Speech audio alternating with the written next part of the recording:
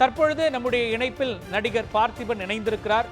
Sir, முதலில் வாழ்த்துக்கள். பொன்னியின் செல்வன் முதலாம் பாகம் தேசிய திரைப்பட விருதுகள் பட்டியலில் இணைந்திருக்கின்றது, வென்றிருக்கின்றது. வாழ்த்துக்கள். உங்களுடைய கருத்தை நீங்க பதிவு பண்ணலாம் சார்.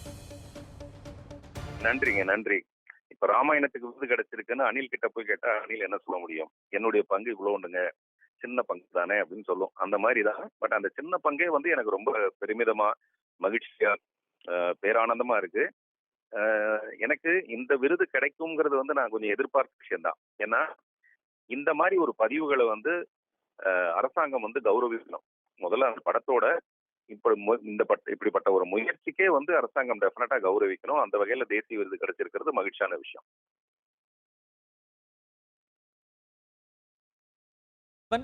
ஹலோ சார், பின்னணி இசைக்காகவும் தேர்வு செய்யப்பட்டிருக்கின்றது, அது குறித்தும் சொல்லுங்க சார்.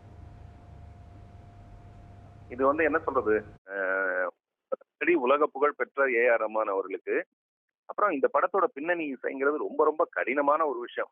ஒரு நாவலை படமாக்குறது, அதை டிரான்ஸ்லேட் பண்றது எவ்வளவு கஷ்டமோ அத மாதிரி 100 மடங்கு கஷ்டம் அந்த மாதிரி ஒரு படத்துக்கு இசையமைக்கிறது. இப்ப உசிரேன்னு ஒரு பாட்டை வந்து அவர் ரொம்ப சாதாரணமா பண்ணி அதை ரொம்ப பிரமாதமா உலக லெவல்ல கொண்டு போய் சேர்த்துறாரு. அதை செய்ய முடியும். ஆனா இந்த மாதிரி ஒரு நாவலுக்கு இந்த மாதிரி ஒரு பின்னணி உள்ள ஒரு நம்மளுடைய பண்பாடு சம்பந்தப்பட்ட, நம்மளுடைய கல்ச்சர் சம்பந்தப்பட்ட ஒரு விஷயத்துக்கு ரொம்ப ஆத்தென்டிக்கான இசையை உருவாக்குறதுங்கிறது மிகப்பெரிய ஒரு பொறுப்பு. அந்த பொறுப்பை அவர் மிக சிறப்பா செஞ்சிருக்காரு.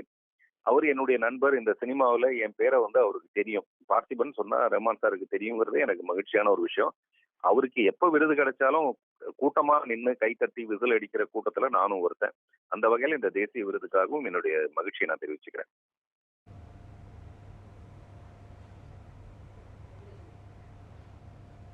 சார், குறிப்பாக பெரிதும் எதிர்பார்க்கப்பட்ட, குறிப்பாக இந்த பொன்னியின் செல்வன் அப்படிங்கிறது பெரும்பாலானோரால் படிக்கப்பட்டு அதை ஒரு திரைப்படமா எடுக்கும் முயற்சி வெற்றி பெற்று தற்பொழுது தேசிய விருதும் கிடைத்திருக்கிறது. இது இன்னும் என்ன மாதிரியான விஷயங்களுக்கு ஊக்கமா இந்த விருது இருக்கும்னு நினைக்கிறீங்க சார்? இல்ல, நிச்சயமா இந்த மாதிரி நிறைய படைப்புகள் முதல்ல இந்த இப்படி ஒரு படைப்பை செய்யலான்னு மணி சார் முன் வந்ததுக்கு முன்னாடி பாத்தீங்கன்னா எம்ஜிஆர் உட்பட நிறைய பேர் இதை ட்ரை பண்ணி, கமல் சார் உட்பட ட்ரை பண்ணி பண்ணலன்னும் போது வழக்கமாவே அதுக்கு பின்னாடி ஒரு தேக்கம் வரும். எதுக்காக நம்ம இந்த மாதிரி ஒரு முயற்சி செய்யணும், அதுக்கு பதிலாக வேற ஏதாவது செய்யலாமே. அதே மாதிரி லைக்காவுடைய பங்கு இதுல ரொம்ப முக்கியமான ஒரு பங்கு. மணிசாருடைய திறமையான இயக்கத்துக்கு பின்னாடி இப்படிப்பட்ட ஒரு பெரிய பிரம்மாண்டமான ஒரு படத்தை எடுக்க முன் வந்த லைக்காவுக்கு நம்மளுடைய பாராட்டுகள். அதே மாதிரி இதுக்கு தேசிய விருது கொடுத்ததன் மூலமாக அரசாங்கம் இந்த மாதிரியான ஒரு நல்ல பதிவுகளை அங்கீகாரம் செய்யறதுக்கான அரசாங்கத்துக்கே என்னுடைய பாராட்டை நான் தெரிவிச்சுக்கிறேன். இப்படி செய்யறதன் மூலமா இன்னும் நிறைய விஷயங்கள் நமக்கு வரும். நிறைய விஷயங்கள் நமக்கு வந்து தமிழர்களை பத்தின நிறைய பண்பாட்டு சம்பந்தப்பட்ட விஷயங்கள் எல்லாமே படமாக்கப்பட்டா அவ்வளவு பெரிய பொருட்செலவுல படமாக்கப்பட்டு அந்த படத்துக்கு பொருட்செலவோட லாபத்தை விட பெரிய விஷயம் இந்த விருதை நான் நினைக்கிறேன். அந்த விருது கொடுத்ததுக்காக அரசாங்கத்துக்கும் அதுல நானும் பங்கு பெற்றேங்கிறதுக்காக மணிசாருக்கும் என்னுடைய நன்றியை தெரிவிச்சுக்கிறேன். படப்பிடிப்பின் பொழுது, குறிப்பா இந்த படத்துக்கு நீங்க இது படத்துக்குள்ள வரும்பொழுது இது வந்து தேசிய விருது பெறுமா அப்படின்னு நீங்க எதிர்பார்த்தீங்களா? உங்களுடைய எதிர்பார்ப்புகள் என்னவாக இருந்தது? படப்பிடிப்பின் பொழுது நடந்த விஷயங்கள் குறித்தும் சொல்லலாம். எனக்கு ஒரு தேசிய விருது கிடைச்சா எப்படி இருக்குமோ அப்படிப்பட்ட ஒரு வாய்ப்பு தான் அந்த படத்துக்குள்ள எனக்கு வாய்ப்பு கிடைச்சது. நான் சொல்றது, பொன்னியின் செல்வன் படத்துக்கு தேசிய விருது கிடைச்சது எவ்வளவு பெரிய மகிழ்ச்சியான விஷயமோ அந்த மாதிரி பொன்னியின் செல்வன் படத்துக்குள்ள எனக்கு ஒரு வாய்ப்பு கிடைச்சது. நான் நடிக்கிறதுக்கான ஒரு வாய்ப்பு கிடைச்சது. அத நிறைய பேர், இப்போ உதாரணத்துக்கு பாக்யராஜ் சார் வந்து பொதுவா என்னை வந்து நேருக்கு நேரா பாராட்ட மாட்டாரு. அதுவும் என்னுடைய நடிப்பை வந்து வழக்கமா பாராட்ட மாட்டாரு. அவர் சொன்னாரு, பொன்னியின் செல்வன் நீ ரொம்ப நல்லா நடிச்சிருந்த அப்படின்னாரு. அந்த நீன்னு இழுத்து சொன்னதுல எனக்கு ஒரு பெரிய சந்தோஷமும் பெருமையும் இருந்தது.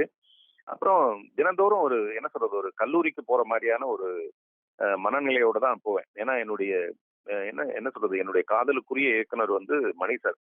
அவருடைய மௌனராகம் இன்னமும் மனசை விட்டு விலகாத ஒரு ஒரு படம். எப்படி ஒரு ஆளை இவ்வளவு எளிமையா 2 சென்டென்ஸ்ல ஒரு சீனை நகர்த்த முடியுது அப்படின்னு பார்ப்பேன். அந்த ஆச்சரியமே எனக்கு, இப்படிப்பட்ட நிறைய வசனங்கள் இணைந்த படத்தை இவர் எப்படிதான் இயக்க போறாரு அப்படிங்கிறது எனக்கு மிகுந்த ஆச்சரியத்தோடவே நான் பார்த்தேன்.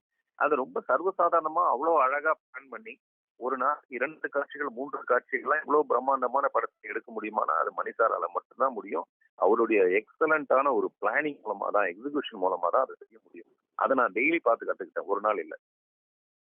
சார், குறிப்பா பொன்னியின் செல்வன் பாகம் 1 4 விருதுகளை வென்றிருக்கக்கூடிய சூழலில் தமிழ் சினிமாவின் பங்களிப்பு, குறிப்பா இந்திய அளவில் இந்திய திரைத்துறையில தமிழ் சினிமாவின் பங்களிப்பு எந்த அளவிற்கு இருக்கிறதா நீங்க பார்க்குறீங்க? விருதுகள் எல்லாம் இப்போ அறிவிக்கப்பட்டு வரக்கூடிய சூழலில் நடனத்திற்கான விருதுகள் எல்லாம் அறிவிக்கப்பட்டு வருகிறது.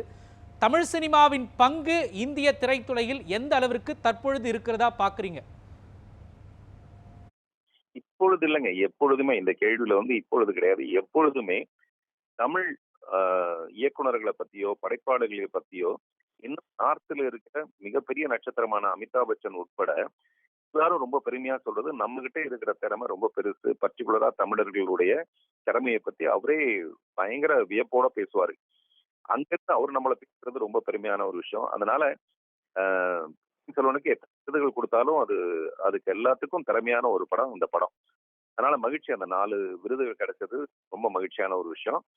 நம்மளுடைய பங்களிப்பு எப்பவுமே பெருசா தான் இருக்கும். நம்ம எந்த உலகத்துல இருக்கிற எல்லாரோடையும் போட்டி போடக்கூடிய அளவுக்கு அறிவுத்திறன் அப்படிதான். அதனாலதான் நானும் என்னுடைய படங்களை என்ன பண்ணுவேன்னா, இங்க இருந்து என்னுடைய ஒத்த சிறப்பு படத்தை ஹாலிவுட்ல கொண்டு போய் ரிலீஸ் பண்ண முடியுதான்னு நான் பார்ப்பேன், அங்க எடுக்க முடியுதான்னு பார்ப்பேன். அப்படின்னா என்ன அர்த்தம்னா, நம்ம தமிழர்களுடைய பெருமையை உலகம் பூரா பறைசாற்ற முடியுமா, அவ்வளவு திறமை வாய்ந்தவர்கள் தான் இங்க இருக்கிறவர்கள். குறிப்பா நம்மளுடைய மணிரத்னம் அவர்கள் அவ்வளவு மிகுந்த திறமையானவர்.